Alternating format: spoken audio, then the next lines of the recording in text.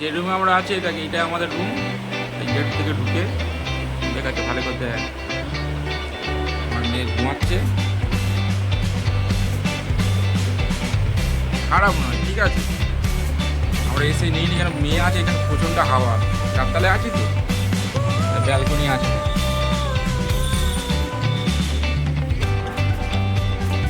Balcony এখান থেকে সব চারিদিকে হোটেল দেখা যায়।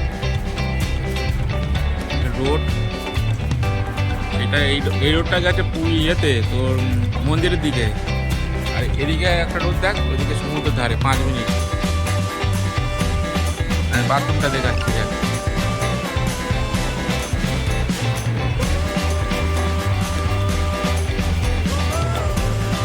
বাথরুম পরিষ্কার একদম, অসুবিধা নেই। আচ্ছা, বুঝতে পেরেছিস? কিন্তু তুই ওই ডেটে তো ভাড়া এখানে হবে না, ওদের